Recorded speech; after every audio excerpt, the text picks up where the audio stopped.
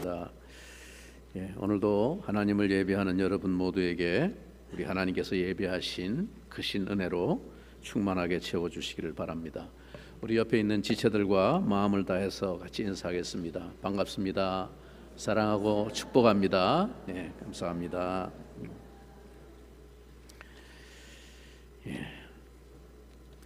오늘 하나님께서 우리에게 주시는 말씀은 요한복음 10장 22절부터 30절까지 우리 말씀을 보겠습니다. 요한복음 10장 22절부터 30절. 이제 제가 먼저 우리 하나님 주신 말씀을 받들어 읽겠습니다. 예루살렘의 수전절이 이르니 때는 겨울이라 예수께서 성전 안 솔로몬 행각에서 거니시니 유대인들이 애워싸고 이르되 당신이 언제까지나 우리 마음을 의혹하게 하려 하나이까 그리스도이면 밝히 말씀하소서 하니 예수께서 대답하시되 내가 너희에게 말하였으되 믿지 아니하는도다. 내가 내 아버지의 이름으로 행하는 일들이 나를 증거하는 것이거늘 너희가 내 양이 아니므로 믿지 아니하는도다. 내 양은 내 음성을 들으며 나는 그들을 알며 그들은 나를 따르느니라. 내가 그들에게 영생을 주노니 영원히 멸망하지 아니할 것이요 또 그들을 내 손에서 빼앗을 자가 없느니라. 그들을 주신 내 아버지는 만물보다 크심에 아무도 아버지 손에서 빼앗을 수 없느니라. 나와 아버지는 하나이니라 하신대. 아멘. 오늘 본문은 이제 그간 초막절이라고 하는 절기를 배경으로 전개되었던 그 모든 사건과 말씀에 이어서 이제 시간적인 배경과 무대가 바뀌었습니다. 오늘 본문의 이 시기와 배경은 수전절이라고 하는 명절로 언급하고 있습니다. 당시 유대인들은 이 수전절이라고 하는 절기를 지키기 위해서 예루살렘 성전을 드나들고 있었습니다. 이 수전절은 구약 성경에 나오지 않는 유대인의 명절입니다. 즉 이 명절은 모세 율법에 본래 명시되지 않은 그런 절기라는 말입니다. 이 명절은 1세기 예수님 당시로부터 약 170년 정도 거슬러 올라가서 BC 2세기경, BC 한 170년경에 역사적인 유래가 시작됩니다. 당시의 세계 역사의 흐름을 여러분이 상식적으로 알고 계신 대로 헬라 제국이 알렉산더로 말미암아 아주 절정에 달했던 때에 어느 날 갑자기 알렉산더가 젊은 나이에 요절을 합니다. 죽고 나서 그 광대한 헬라 제국은 혼란에 빠질 위기에 처했을 때 그의 4명의 부하 장수들이 합의를 하기를 그 넓은 헬라 제국을 4개의 영토로 나누어서 각각 지배를 하기로, 4개의 왕국이 공존하기로 그렇게 분할이 되었습니다. 그 중에 하나인 이 셀루키드 왕조, 이 왕조에 의해서 유대를 위시한 지금의 터키 땅 수리아 일대가 이 왕조가 지배를 하게 되는데 이 왕조에 의해서 조그마한 나라였던 이 유대도 식민지로 지배를 받게 되었습니다. 이 당시의 정치적인 혼란 속에서 그 폭정에 반항하던 이스라엘을 완전히 진압하기 위해서 안티오코스 4세라고 하는 그 이제 대를 이어서 안티오코스 4세라는 왕이 집정을 하게 되었는데 에피파네스라고 하는 별명을 가진 왕입니다. 이 안티오코스 에피파네스가 아주 악한 아주 폭군 같은 왕이었는데 예루살렘을 공격해서 8만여 명을 죽이고 수많은 사람들을 포로로 잡아갑니다. 그것으로 그치지를 않고 본때를 보여주겠다 이렇게 마음을 먹고 안티오코스 에피파네스는 말을 탄 채로 예루살렘 성전으로 들어갑니다. 성전에 들어가서 거기에 자기의 흉상을 세우고 하나님 앞에 제사 드리던 그 번제단 제단을 제우스 신을 위한 제단으로 바꾸어 버렸습니다. 거기다가 이스라엘이 제일 혐오하는 율법에 금한 돼지의 피로 제사를 지내기까지 했습니다. 이스라엘 백성들의 분노는 극에 달했습니다. 마침내 당시 제사장 마띠아와 그 아들들이 이제 반란을 일으키게 되는데, 특별히 그 아들들 중에 마캅이라고 하는 아들이 중심이 되어서 이 반란에 성공을 거두게 됩니다. 이것을 가리켜 이스라엘 역사에 자랑스럽게 꼽고 있는 이스라엘 독립운동, 마카비 독립전쟁이라고 부릅니다. 주전 166년 성전에서 모든 우상과 신상을 다 제거하고 8일 동안 축하잔치를 벌이면서 하나님 앞에 성전을 다시 봉헌했는데, 바로 이 날을 기념하기 위해서 매년 8일간 이 절기를 지키게 되었습니다. 이 절기가 바로 수전절, 우리말로 성전을 수복한 절기다, 수전절이라고 부르고 히브리 말로 하누카라고 부르는 절기입니다. 지금도 유대인들은 가장 자랑스럽게 명절같이 지키는 절기가 바로 이 하누카 절기입니다. 이때가 초막절로부터는 약 3개월 정도 지난 요즘 양력으로 말하면 12월경에 해당합니다. 우리 크리스마스 시즌쯤이라고 생각하시면 됩니다. 그래서 오늘 본문에 보면 때는 겨울이라고 말합니다. 예수님도 이 명절에 예루살렘 성전에 와서 솔로몬 행각을 거닐고 계셨는데, 그 예수님을 발견한 유대인들이 그 주변으로 몰려와서 항변을 하는 것입니다. 24절을 한번 다시 보면 유대인들이 애워싸고 이르되 당신이 언제까지나 우리 마음을 의혹하게 하려 하나이까? 그리스도이면 밝히 말씀하소서 하니, 언제까지 우리를 헷갈리게 만들 건가? 당신이 진짜 하나님이 보내신 메시아라면 그렇다고 말해라, 속 시원하게. 만일 그렇지 않다면 솔직하게 아니라고 말해라. 왜 우리로 하여금 자꾸 헷갈리게 하느냐? 이런 뜻입니다. 지금 이 유대인들의 마음과 이 수전절의 역사적인 배경이 가지고 있는 그 현실적인 갈망을 우리가 짐작하게 해줍니다. 이런 민족적인 고통과 역사적인 정치적인 혼란 속에서 이스라엘 사람들은 더욱 깊이 그 약속된 메시아에 대한 갈망과 기대가 아주 팽배했던 그런 시기였습니다. 그러니 유대인들은 뭔가 조금 새로운 기대를 걸 만한 인물이나 어떤 사건이 나타나면 본능적으로 촉수를 곤두세우고 혹시 메시아인가? 메시아를 상상하고 기대하곤 했던 것입니다. 그래서 세례 요한이 등장했을 때도 사람들이 메시아가 나타났나 보다 하고 몰려들었던 것인데, 세례 요한은 자기는 메시아가 아니라고 손사래를 칩니다. 그래서 그들은 지금 그 민족의 한과 역사가 서려 있는 그 뜻깊은 수전절 절기에 이제 하나님의 성전에 나타난 예수님을 보고 더 이상 우리를 헷갈리게 하지 말고 당신의 정체를 분명하게 밝히라고 촉구하는 것입니다. 그러자 예수님은 단호하게 대답하셨습니다. 뭐라고 대답하십니까? 25절입니다. 예수께서 대답하시되 내가 너희에게 말하였으되 믿지 아니하는도다. 내가 내 아버지의 이름으로 행하는 일들이 나를 증거하는 것이거늘. 물론 예수님이 직접 자기를 가리켜서 메시아라고 언급하신 것은 아닙니다. 그러나 예수님은 그들이 충분히 믿을 만큼 드러내놓고 당당히 하나님과 자신의 관계를 밝히셨습니다. 이것은 유대인들도 인정한 바입니다. 7장 26절에 보면 예루살렘 성전에서 예수님의 가르침을 들었던 유대인 무리가 이렇게 말했습니다. 보라, 드러나게 말하되 그들이 아무 말도 아니하는도다. 당국자들은 이 사람을 참으로 그리스도인 줄 알았는가? 예수님 다 드러내놓고 말했다는 거예요. 공개적으로 가르쳤다는 것입니다. 주님은 이미 분명히 말씀하셨습니다. 요한복음 1장부터 10장까지 우리가 넘어오면서 이미 살펴보았듯이 예수님은 자기가 하나님이 보내신 메시아라는 것을 직간접적으로 이야기하셨습니다. 뿐만 아니라 예수님은 행동이나 이적 기사를 통해서도 자기가 하나님이 보내신 자이심을 증명하셨습니다.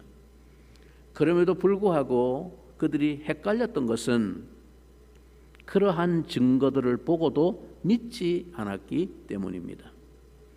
정말 그들은 예수님의 설명이 부족해서 믿지 못하고 있는 것일까요?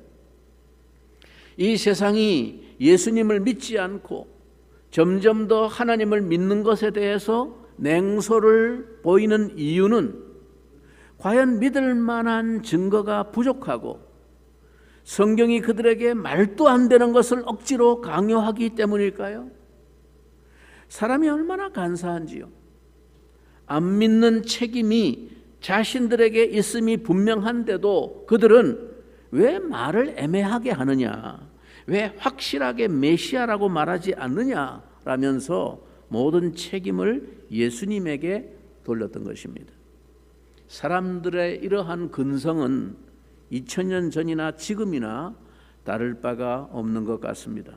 안 믿는 사람들은 아무리 말을 해도 안 듣습니다.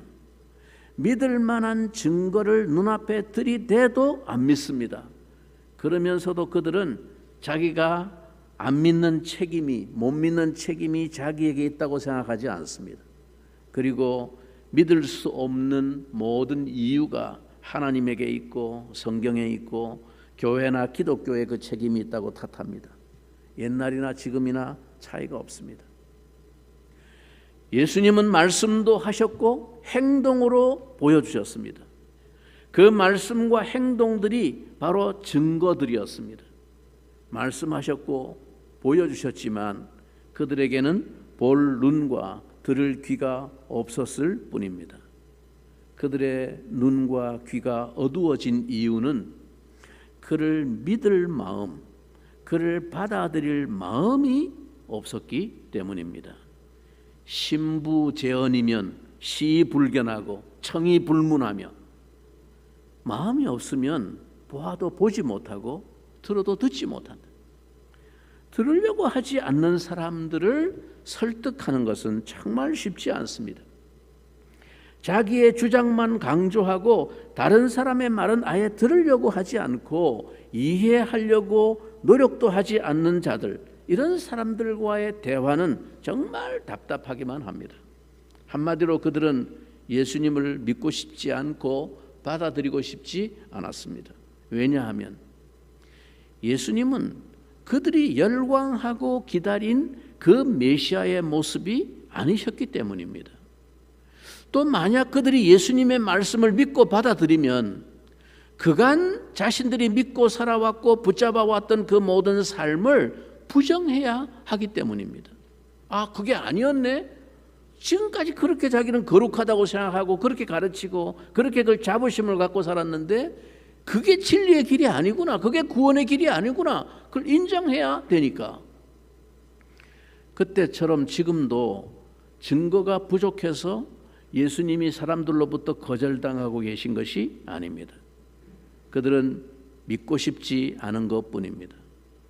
사람들은 누군가를 따르고 그에게 매이고 그를 의지하며 사는 것을 구차하게 여깁니다.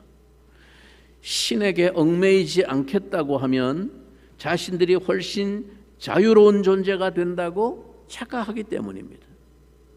그래서 오늘 예수님은 사람들이 자신을 믿고 따르지 않는 것을 이렇게 표현하십니다. 26절에 너희가 내 양이 아니므로 믿지 아니하는도다.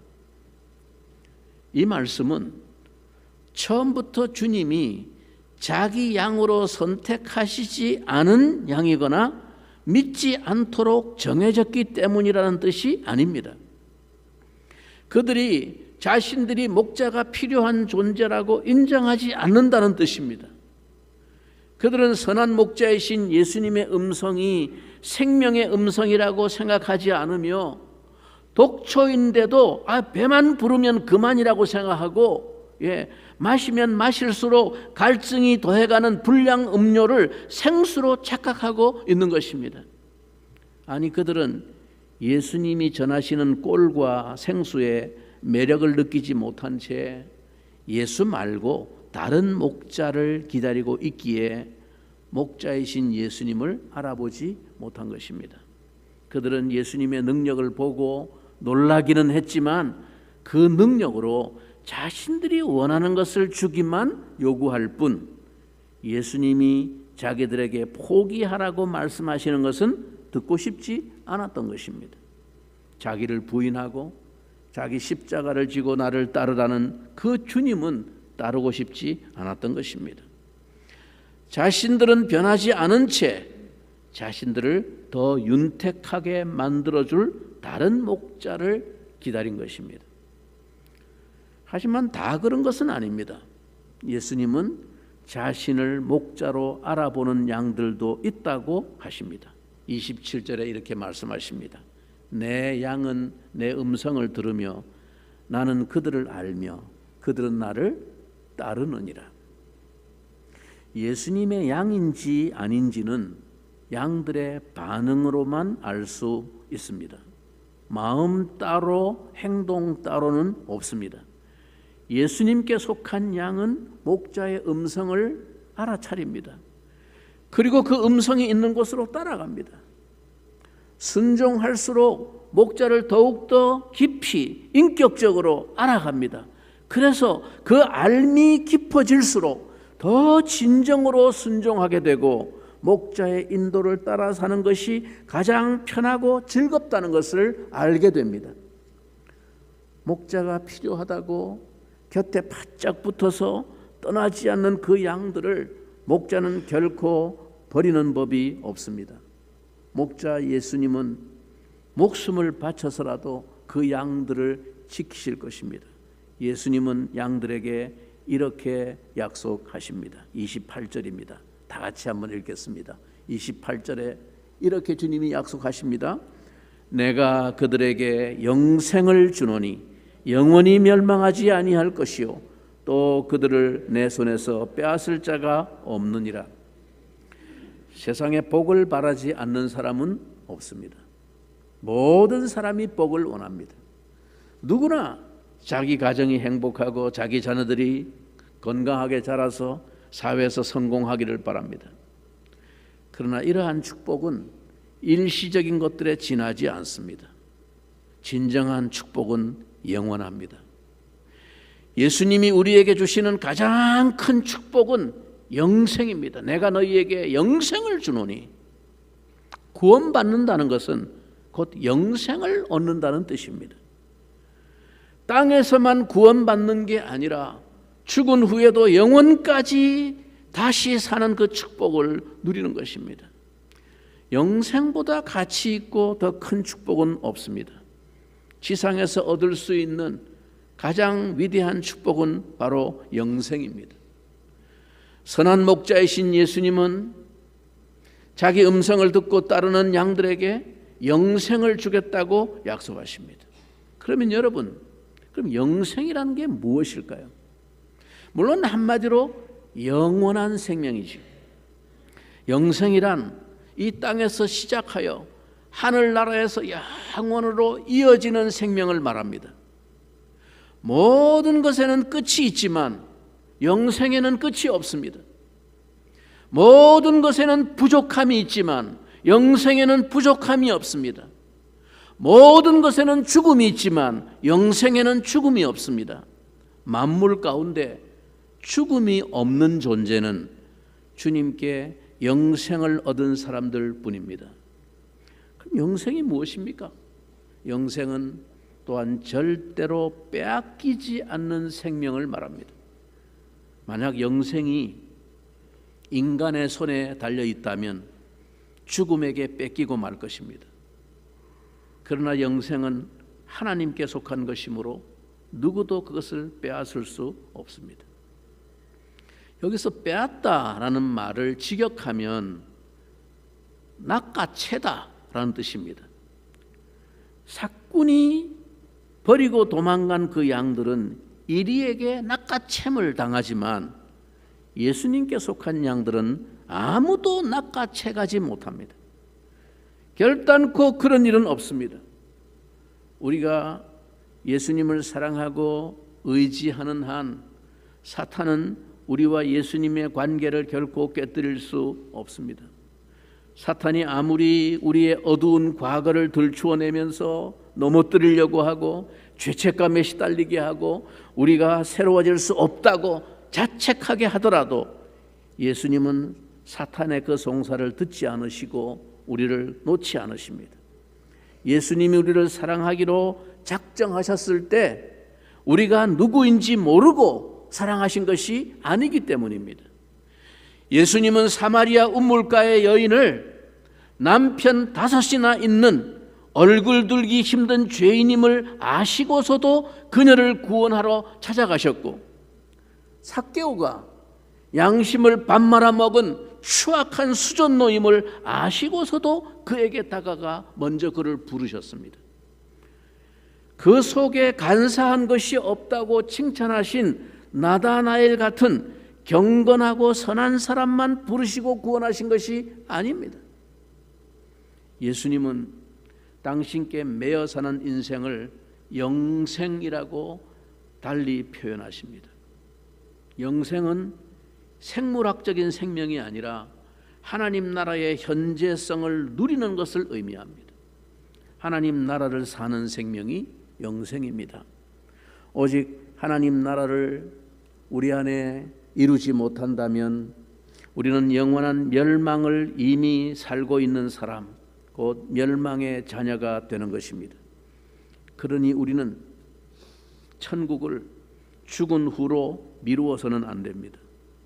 오늘 여기 우리가 사는 곳이 천국이 되게 해야 합니다. 하나님의 나라가 이루어지는 것을 경험하며 살아야 합니다.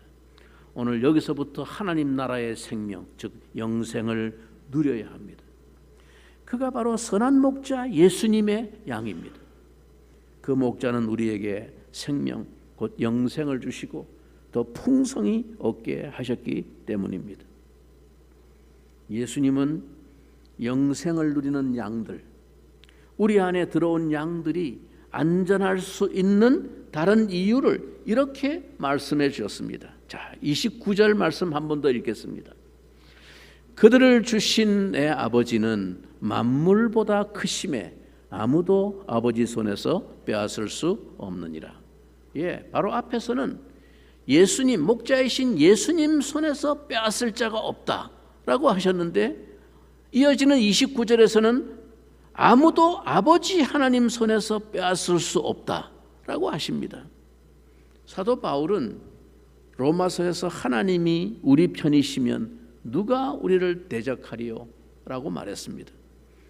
예수님 손에 빼앗을 자가 없다는 말과 아버지 손에서 빼앗을 자가 없다는 말이 반복해서 병행되는 이유는 예수님과 아버지 하나님이 하나이시기 때문입니다. 그래서 30절에 이렇게 이어서 말합니다. 나와 아버지는 하나이니라. 예수님과 하나님 아버지는 분명히 구분할 수 있지만 서로 뗄래야 뗄 수는 없습니다. 하나님을 생각하지 않고서 예수님을 이해할 수 없습니다. 두 분의 목적, 두 분의 관심사, 두 분의 사랑은 다르지 않습니다. 자기 백성을 결코 빼앗기지 않으시려는 열정, 자기 백성을 긍휼히 여기시는 연민의 마음 등에서 두 분은 한 마음이십니다. 두 분과 함께 성령도 당연히 의기투합하시니 그 누가 하나님의 양들을 어찌할 수가 있겠습니까? 빼앗을 수가 있겠습니까? 하나님의 손에서 그분의 자녀들을 빼앗을 수 없는 이유를 예수님이 이렇게 말씀하셨습니다. 그들을 주신 내 아버지는 뭐라고요? 만물보다 크심에 아버지 손에서 빼앗을 자가 없다. 만물보다 크시다. 내 아버지가 만물보다 크시기 때문이다. 그러니 그분이 사랑하기로 작정하시면 아무도 낚아채 갈 수 없습니다. 목숨까지 바쳐서 지키려고 하시니 누가 당할 수 있습니까? 여러분, 우리는 하나님의 능력의 크기를 알아야 합니다. 만물보다 크신 하나님, 그것은 동시에 하나님의 사랑의 크기입니다. 비할 데 없이 크신, 측량할 수 없는 하나님의 사랑의 크심을 아는 것, 그것이 영생을 누리는 신앙입니다. 이것은 다시 말해서 내가 하나님께 얼마나 존귀한 존재인지 아는 것이라고 할 수 있습니다. 여러분, 결국 오늘 이 말씀을 통해서 우리가 붙들 확신과 기쁨이 무엇입니까? 아무도 나의 목자이신 주님의 손에서 나를 낚아챌 수 없다는 이 말은 곧 주님이 나에게 주신 생명, 그 영생을 빼앗을 자가 없다는 말입니다. 이 영생을 값으로 매길 수 있겠습니까? 절대 그럴 수 없습니다. 어떤 부자 청년이 예수님 앞에 찾아와서 내가 어떻게 하면 영생을 얻을 수 있습니까? 어떻게 하면 영생을 살 수 있느냐 물었습니다. 예수님은 그가 부자인 것을 아시고 그에게 네 재산을 다 팔아서 가난한 자들에게 주고 너는 나를 따르라 라고 말씀하셨습니다. 그런데 그 청년은 이 말에 큰 충격을 받고 깊은 고민에 빠졌습니다. 영생을 얻는 값이 지나치게 비싸다고 느낀 것이죠. 결국 슬픔을 안고 집으로 돌아갔습니다.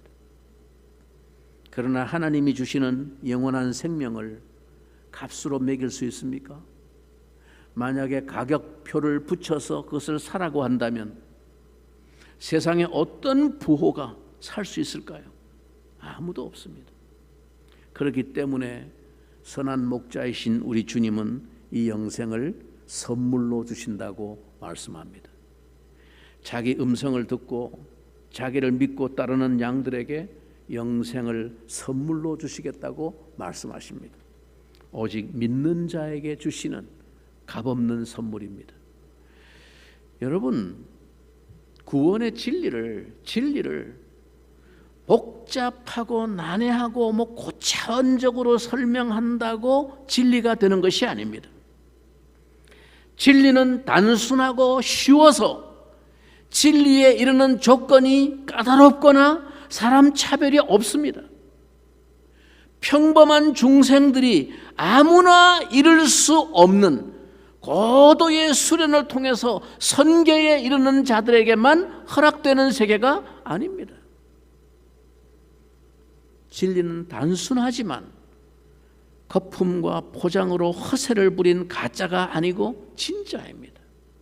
그래서 진리는 생명이 있습니다. 그런데 안타까운 것은 이 진리가 공짜라서 그런지, 너무 쉬운 대답이라서 그런지, 아니면 구름 잡는 소리처럼 들려서 그런지, 아직 살 날이 많이 남았다고 생각해서 그런지 모르겠지만 영생에 대해서 별 관심이 없는 사람들이 너무나 많다는 사실입니다. 그들은 도무지 믿으려고 하지 않습니다. 예수님이 하신 영생의 말씀이 믿어지지 않아서 아무리 이야기를 해도 그저 씩 웃으면서 적당히 받아 넘기는 것 같습니다. 여러분, 예수님께서 마가복음 8장 36절에서 이렇게 그 안타까운 마음을 도전하셨습니다. 사람이 만일 온 천하를 얻고도 자기 목숨을 잃으면 무엇이 유익하리요? 천하를 얻은 황제도 모든 영화를 다 누리고 모든 성공과 업적을 자랑하는 사람도 그가 죽고 나면 그게 무슨 소용이 있습니까? 세상 모든 영광을 누리고 무병장수를 누렸다 할지라도 그 죽음을 넘어서는 하나님의 영생을 놓치면 그게 무슨 소용이 있습니까? 우리가 세상을 다 살고 나서 영생을 누리지 못한다면 이것만큼 후회스럽고 고통스러운 일은 없을 것입니다.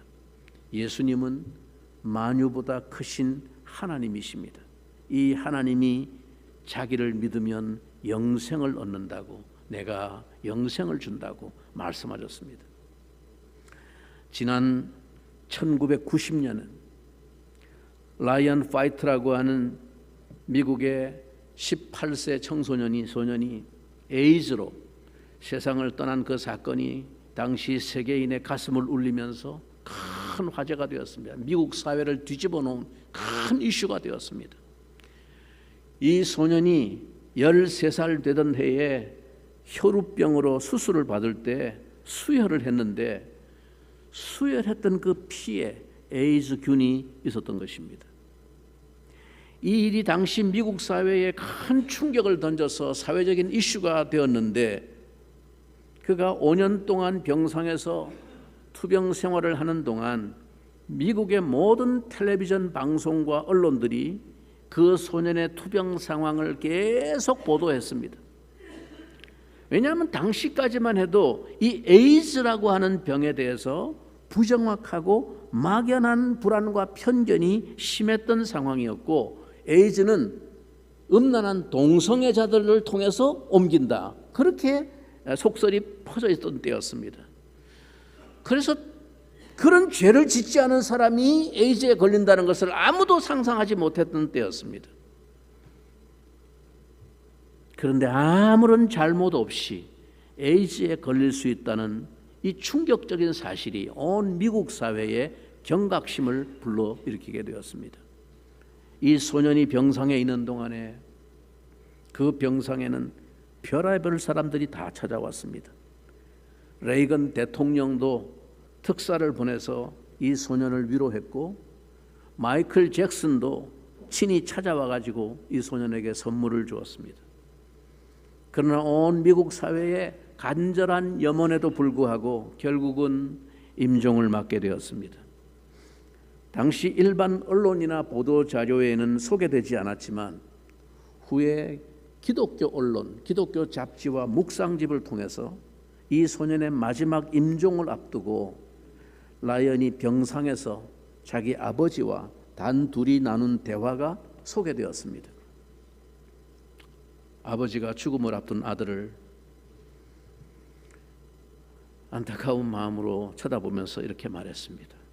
아들아, 미안하다. 이제는 네게 아무것도 해줄 것이 없구나. 이 아빠가 더 이상 어떤 선물도 줄 수 없음을 용서해다오. 그러자 아버지를 물끄러미 힘없는 눈으로 쳐다보고 있던 그 아들이 이렇게 대답합니다. 아니에요.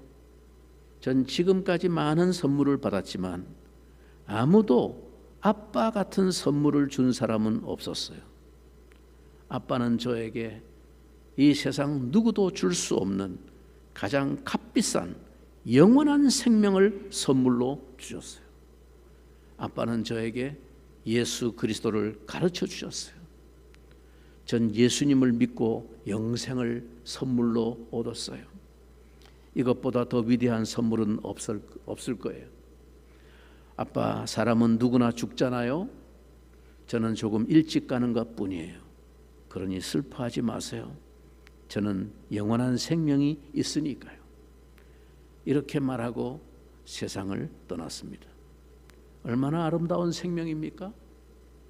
이 소년의 인생이 비극적인 인생이고 실패한 인생이라고 누가 말할 수 있겠습니까?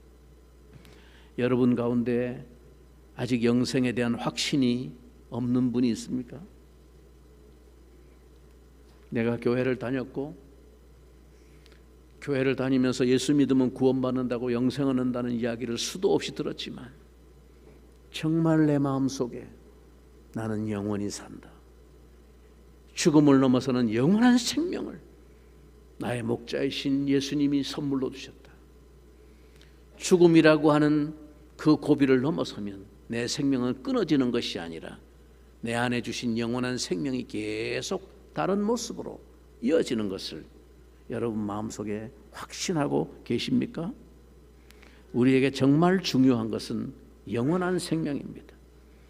우리 인생의 최종적이고 진정한 성공과 실패는 바로 이것으로 판가름 납니다. 사람이 천하를 얻고도 이 생명을 잃으면 그는 가장 비참한 실패자입니다. 인간의 어리석은 무지와 아집을 그럴듯한 이유와 변명으로 위장하고 있던 그 유대인들처럼 선한 목자의 음성을 외면하는 그 마음을 겸손히 내려놓고 마음을 열고 그분께 다가가 보십시오. 영생의 선물을 주시는 선한 목자를 반드시 만날 것입니다.